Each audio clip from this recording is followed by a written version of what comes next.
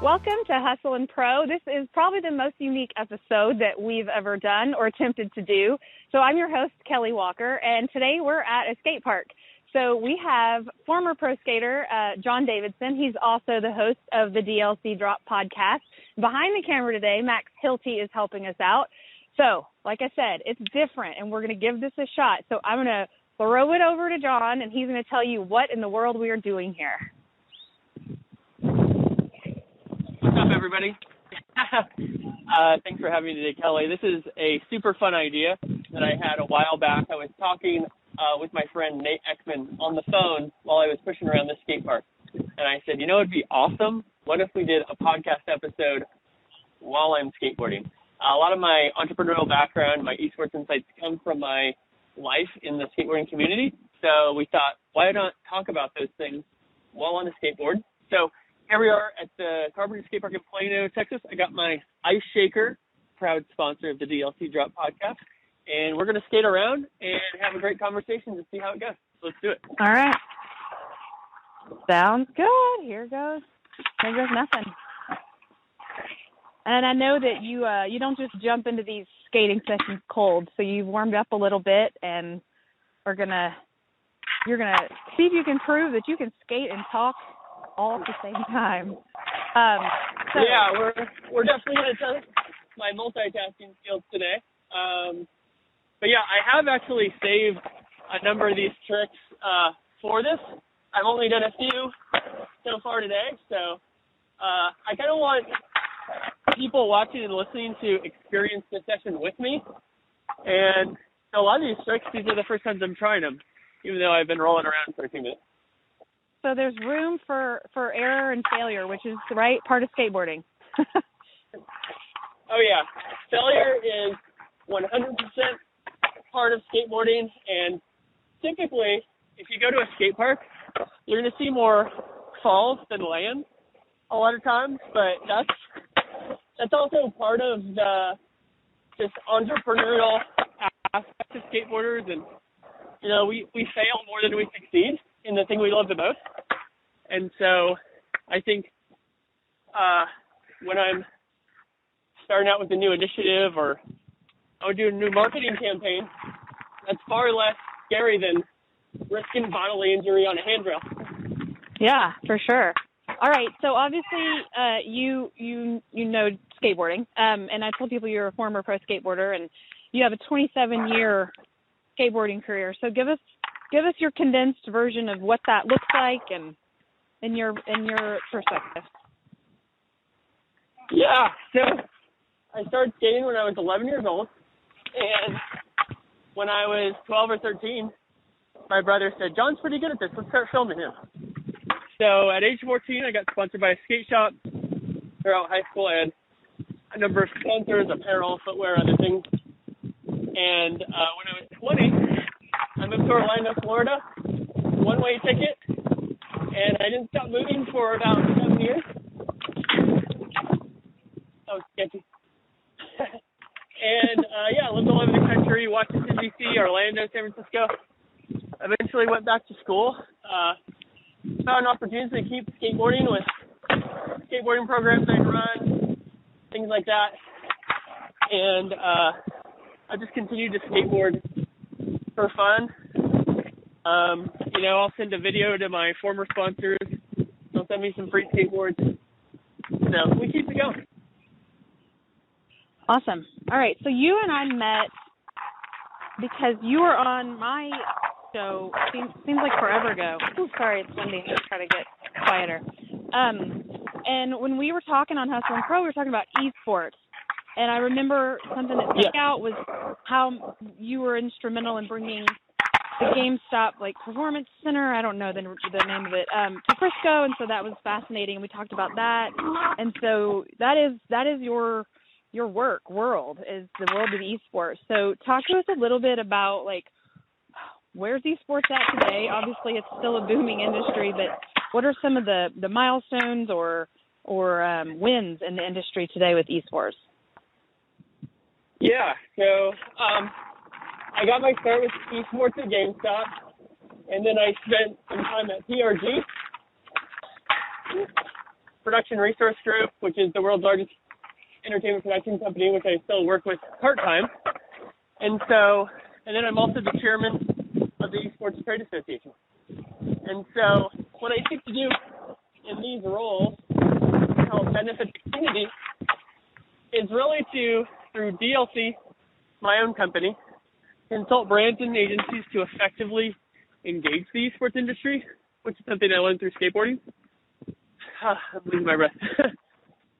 With BRG, we work to revolutionize the live event fan experience, which is super exciting with all their proprietary technology. And then with the eSports Trade Association, our goal is to improve the business practices so the industry will grow more sustainably. Right, because I'm sure that at a beginning, like a budding part of such a new industry, there's so much. Like, I would assume a big hurdle is education. I mean, there's people like my generation that have no idea when they first started hearing the word esports, like no idea what that even actually means. And then you talk about the live fan experience. Yeah. That's a whole element. When people think, oh, it's a video game. Well, yeah, but there's this live element of watching the people play that makes this industry as fascinating as it is. So is that what you guys do with the trade? The trade is really just like educating and, like you said, building a basis for this industry to grow? Yeah, so there's a unique dynamic in the esports industry, which essentially is it's run by a lot of young people, and that's great for a variety of reasons. But the challenge with being young is you don't have a lot of years of business experience. Right. And so what we do is we bring together the endemic industry alongside what I call complementary experts to work together to share knowledge and really learn how to do business better. One of the dynamics in skateboarding, in esports, your brain's doing one thing and your mind is doing another, or your body's talking to another.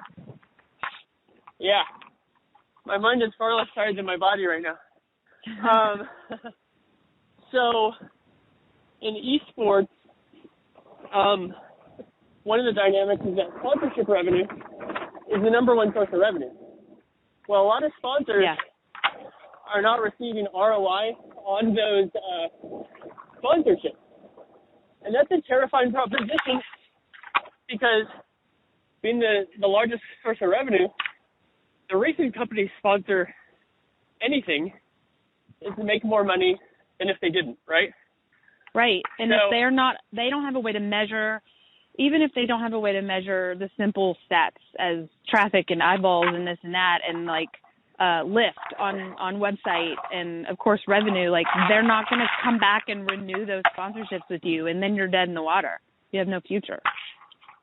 Exactly. So data is definitely one of the pain points in the industry. So perfect example is we will bring together companies who are experts in procuring data, connect them with people who are experts in esports, and enable the measurement, enable better reporting. And these are not the sexy things. These are kind of the back-end things in the industry, but they're what make an industry work. So very necessary. Yeah. Real quick before I ask you some more about esports, I'm going to let you think up a little and tell us what you're doing. Like, what are some of these tricks that you want to show this audience today, and like walk us through a couple things you're actually doing out there. Yeah, so this rail is one of my favorite obstacles. I skate here all the time. This is going to be a Smith grind. You'll see the back truck grind, and the front truck goes lower than the rail. It's one of my favorites.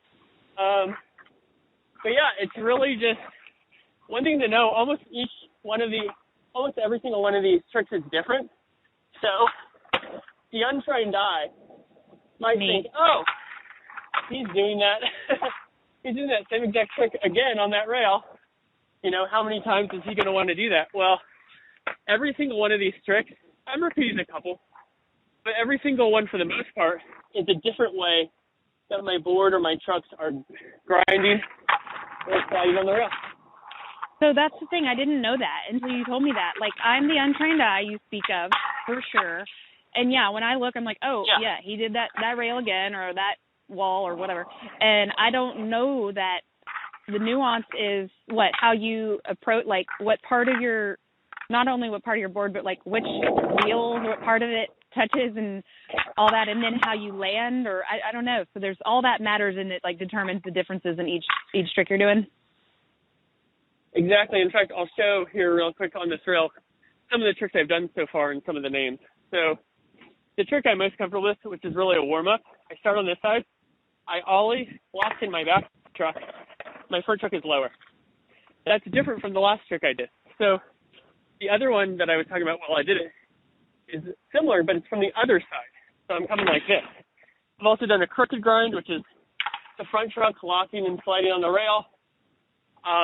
I've done a frontside tail slide, which is popping here, landing here, popping out. I've done a backside lip slide, so I ollied up, wheels come over, slide in the middle of the board. It's just a lot of fun to just do all these different types of tricks in different ways, see what lands, what doesn't. All right. I've been fortunate to land, I think, all of them so far. So no offense here. Don't take offense to this next question, but again, I don't know what I'm talking about, so I'm curious. Are these tricks like tricks you would do in competition? And are these hard? Like, are these like tricks that you compete with and like good stuff, or is this like a watered down version of what you used to do? Yeah, I mean, it's a little bit of both. So back blunt slide there, that's a trick that would be legit in competition. But yeah, I'm kind of, since I didn't really warm up through all these tricks before this, I'm definitely starting with the basics. Yeah. And as we go, getting more and more complicated. However, I will say that one thing about skateboarding is that one trick is going to be a basic for one person and not for another. And that's just one of the cool things. So, for example, I just did a crooked grind on that ledge. That just so happens to be one of the tricks that comes easy for me and that I love to do all the time. Somebody else, that might be hard for them, and they might have another trick that's really difficult for me that they specialize in.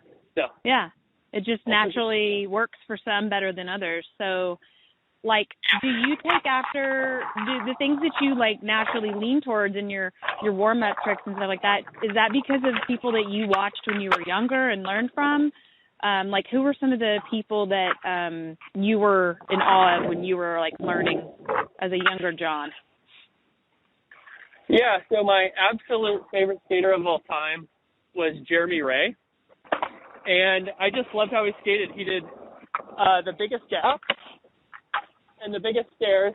And he just had just his style was really impactful for me. And so I even had a dog growing up who I named after Jeremy Ray. And my brother named his dog Willie Santos after his favorite skater. So that's awesome. But as I got a little older, Paul Rodriguez has become one of my favorites. He's also a tremendous businessman. He has his own skateboarding company, his own apparel company. He's had 8 or 9 shoes for Nike. And then when I lived in Sacramento going to school, somebody who I loved to watch was Miles Silvis, who was about 15, 16 at the time. And he is now a fully grown man and one of the absolutely best skiers in the world. So, wow. It's been cool to see those guys all throughout my skateboarding journey. Wow. Okay, so you brought up a good segue because I want to talk to you. You mentioned the businessman. I want to talk to you about that piece of your life too. So I want to go back one step. This is an episode of Hustle and Pro, which is the podcast that I host, which is to anybody that's joining from your audience, John. My podcast it's a sports podcast. It's from youth to pro, meaning I sit down with athletes or coaches or fans or broadcasters or anybody in the world of sports, variety of all kinds of sports, whether it's a high school kid or a pro or a former pro, and we just talk about their sports journey and sort of their background and what they're into or their goals in the future, or whatever that may be. So that's what Hustle and Pro is.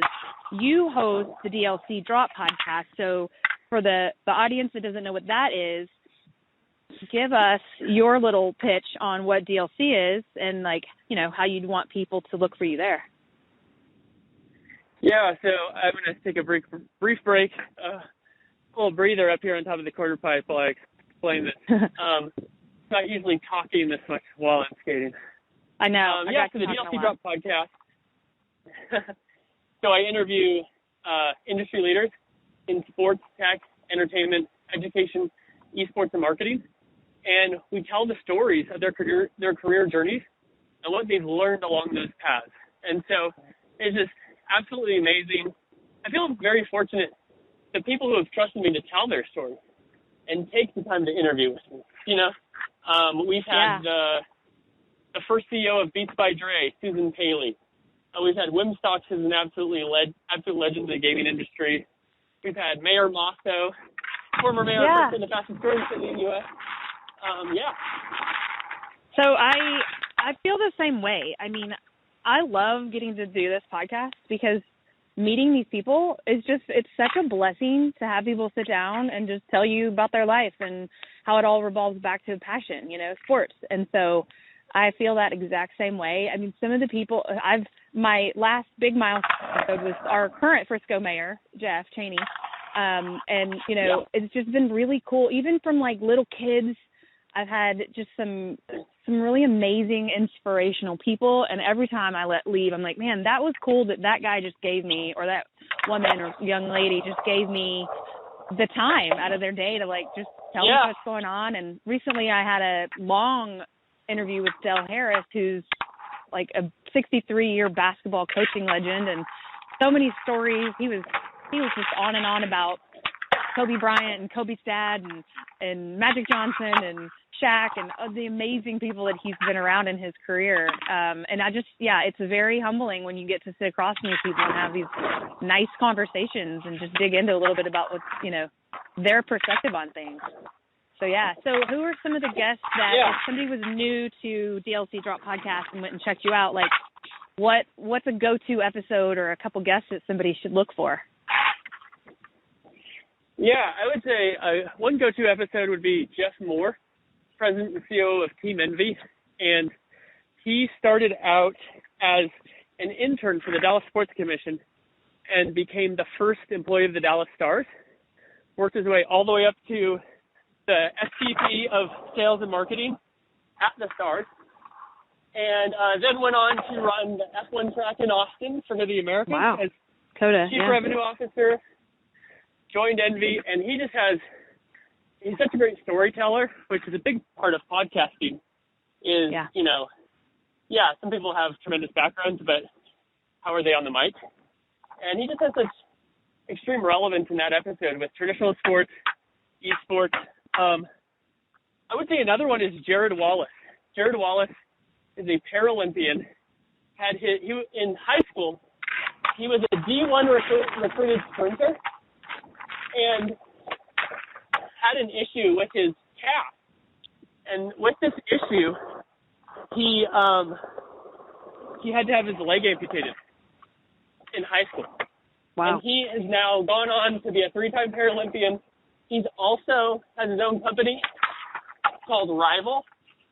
And Rival, through 3D printing, provides accessible, customizable, and affordable prosthetics. And that dude's story and who he is as a human is just unbelievable. So I would say start with Jared Wallace and Jeff Moore and, you know, scroll through the episodes and go from there. They're both audio and video, so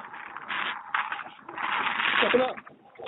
Do people find you via a website, or like what's the best place to find you? And I'll link to it too, but I'm just curious how you send people. Yeah, so best website, my personal website is dlcyouth.com.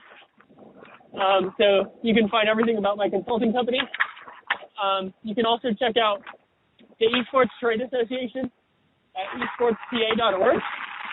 Okay. And you can, on any podcast platform.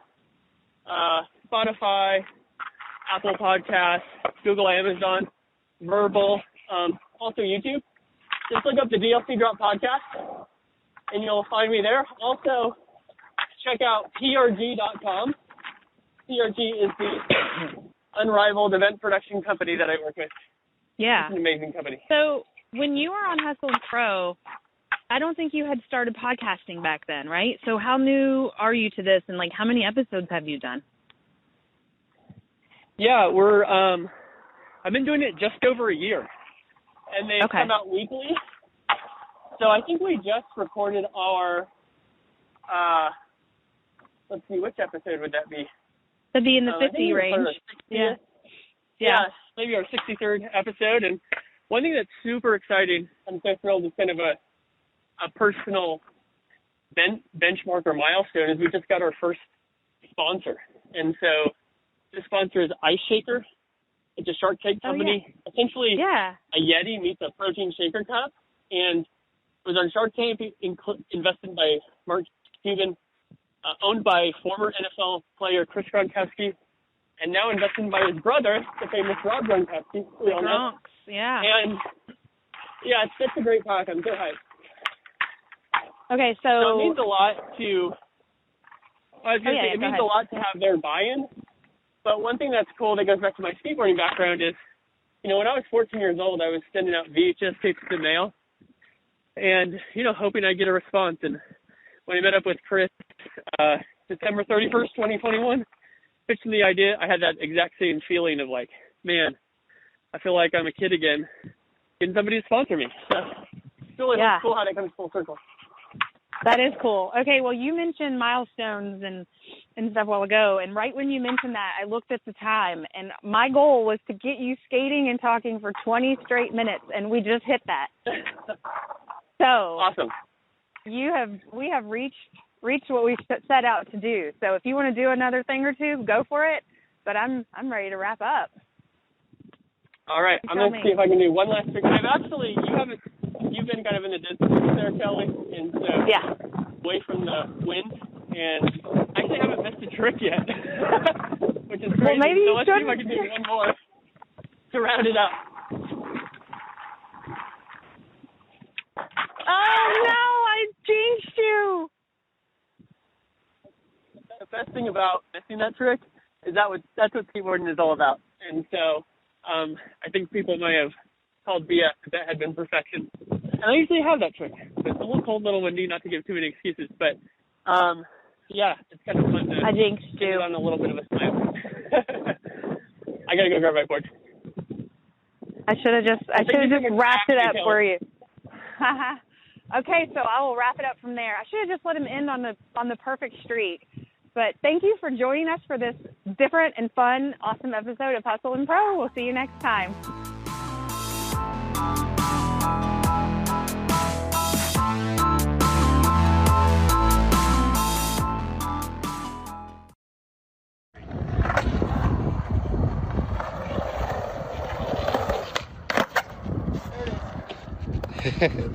Just like that. Got it. Second try.